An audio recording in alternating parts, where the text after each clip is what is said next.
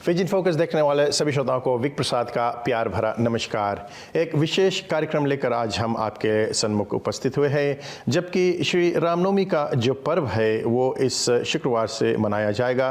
तो आप सभी को, जितने भी लोग श्री रामनवमी का पर्व मना रहे हैं, आप सभी को रामनवमी की शुभकामनाएं।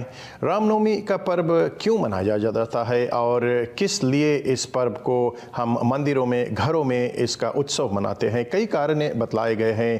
कहते हैं कि त्रेता युग में जब भगवान श्री रामचंद्र जी अवतरित होते हैं, तब उस समय जो खुशहाली बनाई गई थी, क्योंकि पृथ्वी का भार इतना बढ़ गया था, पृथ्वी पर पाप इतना बढ़ गया था, तो सभी देवता जाते हैं ब्रह्मा जी के पास, फिर जाते हैं महादेव जी के पास, फिर सभी मिलकर जाते हैं विष्णु जी के पास। तो श्री विष्णु जी बतलाते हैं कि जब जब होए धर्म की हानि, बाढ़ ही असुर अधम अभिमानी, तब तब प्रभु धरि विविध शरीरा, हरिये कृपा निधि सज्जन पीरा। अधर्म जब जब बढ़ता है तो भगवान पृथ्वी पर अवतरित होते हैं और अधर्म का नाश करके धर्म की ध्वजा को ऊंचा करते हैं। यही बात भगवान श्री कृष्ण जी गीता के अध्याय में बतलाते हैं कि यदा यदा ही धर्मस्य ग्लानिर्भवतु भारत, अभ्युत्थानं धर्मस्य तदात्मान सृजाम्यहम्, परित्राणाम साधूनाम विनाशाय च दुष्कृताम, धर्म संस्थापना धार्ये संभवानी युगे युगे।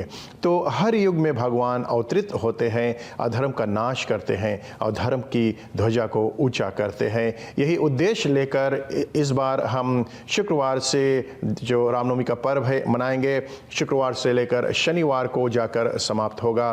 तो सभी हिंदू भाइयों को या जितने लोग इस पर्व को मनाते हैं, आप सभी को रामनवमी की शुभकामनाएं। और कई कारण बतलाए गए हैं कि भगवान क्यों अवतरित होते हैं। कई जगह पर तो भगवान को श्राप मिल जाता है। अगर रामचरितमानस में हम देखते हैं तो जय विजय की एक बड़ी सुंदर कथा आती है। जब द्वारपाल थे तो उन्हें मिल जाता है श्राप कि जाओ तुम 3 जन्म तक राक्षस हो जाओ। तो इस कारण उन्हें राक्षस होने का श्राप मिल गया और फिर भगवान को बतलाया गया कि आप जाओ, जब तक आप नहीं अपने हाथों से इनका उद्धार करेंगे, इनका उद्धार नहीं होगा। तो इस कारण से भगवान फिर आते हैं 3 जन्म तक। जब वो हिरण्यकश्यप और हिरण्ययक्ष होते हैं राक्षस जय विजय, और फिर जाकर रावण और कुंभकर्ण हुए, और फिर तीसरे जन्म में जाकर दंतवक्र और शिशुपाल हुए। तो भगवान के हाथों उनका वध होता है। तुलसी और वृंदा की बड़ी सुंदर कथा आती है,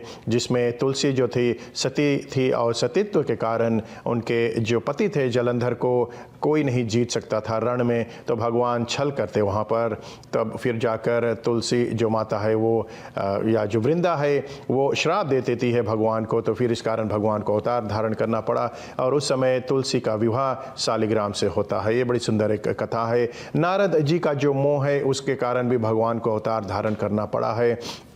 और फिर राजा प्रताप भानु की जो कथा है, बहुत सुंदर कथा है कि उन्हें भी जो श्राप मिल गया था कि तुम जाओ राक्षस हो जाओ। तो इस कारण भगवान अवतार धारण करते हैं। कई कारण बतलाए गए हैं।